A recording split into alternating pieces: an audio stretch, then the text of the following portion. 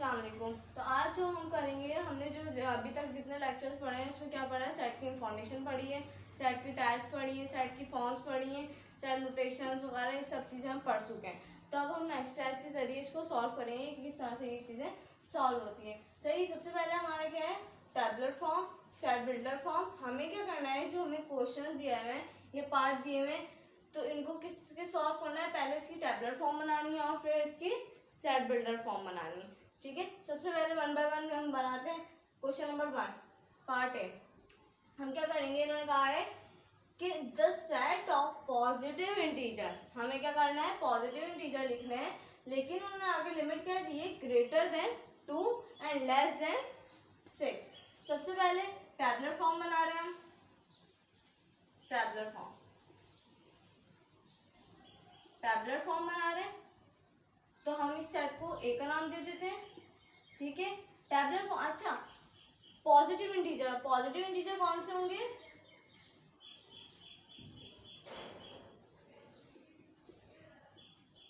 One 2 3 4 5 6 7 so on to, ये क्या है, हमारे पॉजिटिव इंटीजर।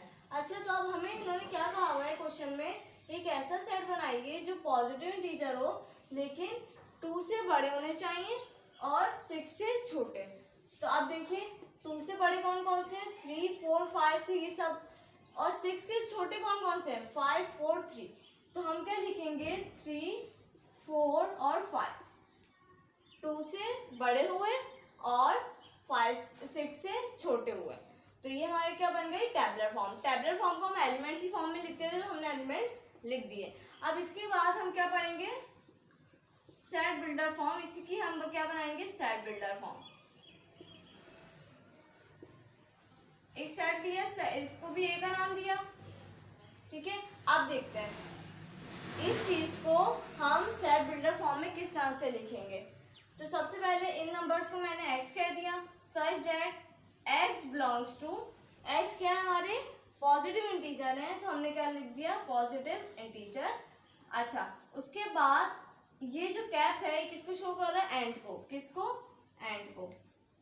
फिर आगे क्या कहा हुआ है कि x किससे बिलोंग कर रहा है, इंटीजर से। अब देखते हैं कि इसकी लिमिट क्या है, x है क्या क्या। तो हमने क्या किया है, 2 से बड़े हैं और 6 से छोटे, तो ये हमारी लिमिट आ गई। 2 से बड़े हैं और 6 से छोटा, 2 से ग्रेटर और 6 से लेस, तो ये हमारे क्या आ गई, सेट बिल्डर फॉर्म आ गई इस सेट की। अब हम दूसरे क्वेश्चन पे जाते हैं। दूसरे क्वेश्चन में क्या है, the set of positive integer, ये भी कौन सा सेट है, पॉजिटिव इंटीजर्स का, less than 20 that are divisible by 5, divisible by 5। ठीक है, अच्छा, अब हम क्या करेंगे, एक सेट इसकी भी टैबुलर फॉर्म बनाई,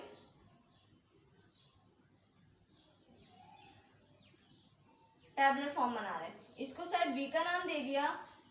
अब ऐसे नंबर होने चाहिए, पॉजिटिव इंटीजर हो, सही, लेकिन किससे छोटे होने चाहिए, 20 से छोटे होने चाहिए, और डिविजिबल बाय 5 से डिवाइड हो सके या 5 के टेबल में आ सके।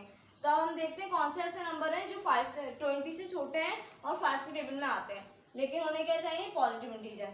अब हम देखते हैं, सबसे पहले 5 अपने टेबल में आता है, ठीक है, फिर 10, फिर 15, ये सारे क्या हैं, 5 के डिविजिबल है, मतलब 5 से डिवाइड हो सकते हैं। अच्छा, और कौन सा किससे छोटे होने चाहिए, 20 से छोटे होने चाहिए, लेकिन पॉजिटिव इंटीजर होंगे। अच्छा, अब हम क्या करेंगे, इसी की सेट बिल्डर फॉर्म बनाएंगे, सेट बिल्डर फॉर्म। इसी सेट को बी का नाम दिया, सेट को, इस नंबर्स को हमने क्या कह दिया, x, such that x belongs to, x है क्या, पॉजिटिव इंटीजर, एंड फिर लिमिट क्या दी हुई है कि 20 से 5 के टेबल में आने चाहिए, लेकिन 20 से छोटे होने चाहिए। तो हम क्या लिखेंगे,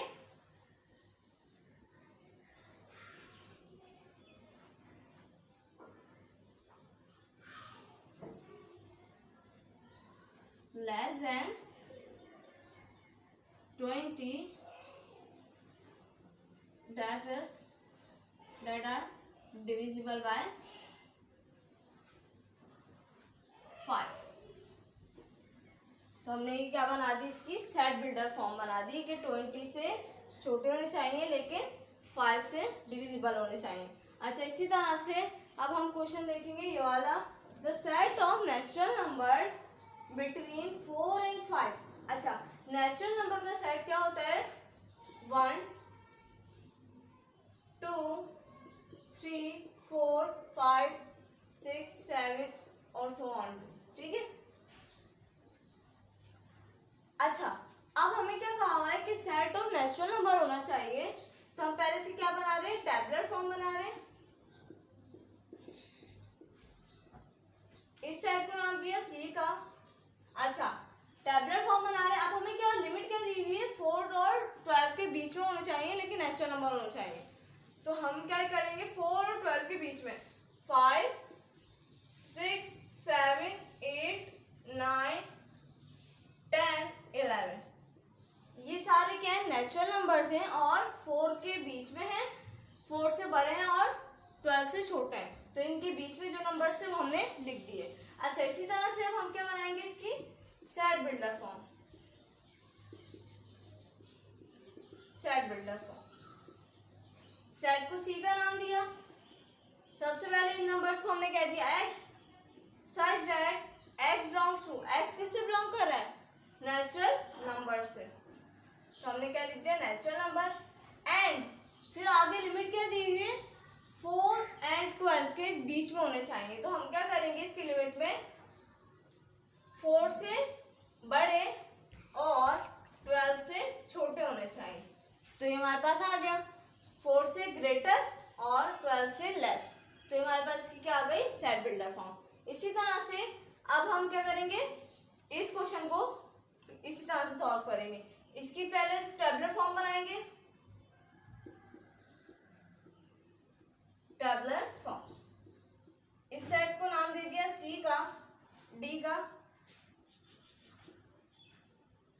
अच्छा, क्या कह रहे हैं, एक ऐसा सेट हो जो फर्स्ट 6 पॉजिटिव प्राइम नंबर, अब प्राइम नंबर ऐसे होते हैं जो सिर्फ और सिर्फ अपने टेबल में आए, अपने टेबल का डिविजिबल हो और 1 के, तो हम देखते हैं कौन सा ऐसा सेट है। प्राइम नंबर 2 अपने टेबल में भी आता है और 1 के टेबल में भी आता है, 3 5 7 9, 9 तो 3 के टेबल में भी आता है और अपने टेबल में भी आता है, तो इस वजह से 9 को नहीं लिखेंगे, तो हम क्या लिखेंगे, 11 13 और 17, ये सारे क्या है, हमारे प्राइम नंबर्स हैं। अच्छा, अब हम आगे पढ़ते हैं क्वेश्चन को, क्या होने चाहिए, सेट ऑफ फर्स्ट 5, हमें क्या लिखने हैं, सिर्फ और सिर्फ first 6 prime positive prime number लिखने हैं, तो अब हम देखते हैं क्या है। फर्स्ट 6 लिखने हैं, तो मतलब 1 2 3 4 5 और 6, तो हम फर्स्ट 6 प्राइम नंबर लिख रहे हैं, 2 3 5 7 11 13, ये क्या होगा, हमारे फर्स्ट 6 पॉजिटिव प्राइम नंबर्स होगा। अच्छा, इसी तरह से इसकी सेट बिल्डर फॉर्म बनाएंगे,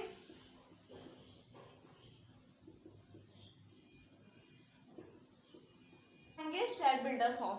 सेट बिल्डर फॉर्म में सबसे इसी को हम क्या लेंगे, इसको सेट को डी का नाम दिया, डी का नाम देने के बाद इन एलिमेंट को हमने कह दिया x, सच दैट x किससे बिलोंग कर रहा है, प्राइम नंबर से, पॉजिटिव प्राइम नंबर से। एंड अच्छा, अब हमें लिखना है इसकी लिमिट के x है क्या क्या, 2 से बड़े हैं लेकिन 2 भी इसमें मौजूद है, मतलब greater than and equals to 2, less than and equals to 13, मतलब कि 13 से छोटे हैं और लेकिन 13 भी इसमें मौजूद है, और 2 से बड़े हैं और 2 भी इसमें मौजूद है, तो ये लेस देन ग्रेटर देन का सिंबल है और ये greater than equals to.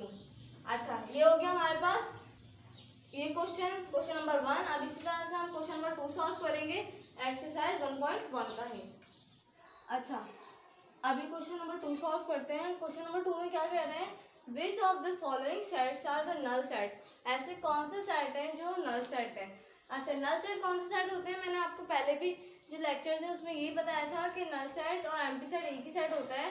Null set में क्या मतलब, कोई भी ऐसा सेट जिसमें कोई भी एलिमेंट ना हो, मतलब एम्प्टी हो, या तो इससे शो करते हैं या खाली ब्रैकेट से।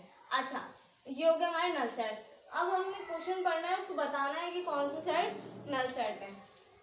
एक सेट है x such that x is the letter before a in the English alphabet, ऐसा कौन सा अल्फाबेट है जो ए से पहले आता हो, तो हमें ये देखना है। तो इंग्लिश अल्फाबेट में कोई भी ऐसा अल्फाबेट है ही नहीं जो ए से पहले आता हो, तो इसी तरह से ये वाला सेट क्या क्या हो जाएगा, अगर मैं इसको एक सेट का नाम दिया तो ये वाला सेट खाली सेट कहलाएगा, मतलब नल सेट। या तो इससे शो कर सकते हैं या इससे, मतलब ए सेट क्या है, नल सेट है।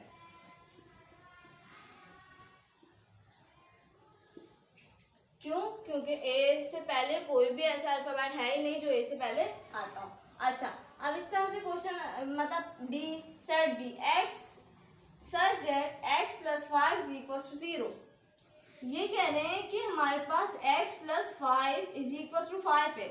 ऐसा कौन सा नंबर लें जिसको प्लस करने पर 5 ही रहे, तो हम क्या करते हैं, अगर मैं इस x की जगह पर 0 रखते हैं तो 0 प्लस 5 5, मतलब बराबर हो गया। तो मुझे x क्या मिला यहाँ पर 0।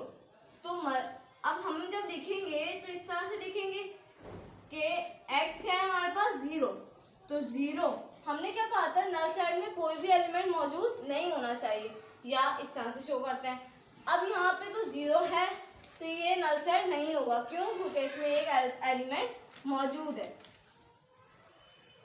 एलिमेंट मौजूद है तो उसका मतलब ये क्या, नल सेट नहीं है, ये सिंगलेटन सेट है, मतलब एक एलिमेंट है, तो ये नल सेट नहीं है, it is not a null set.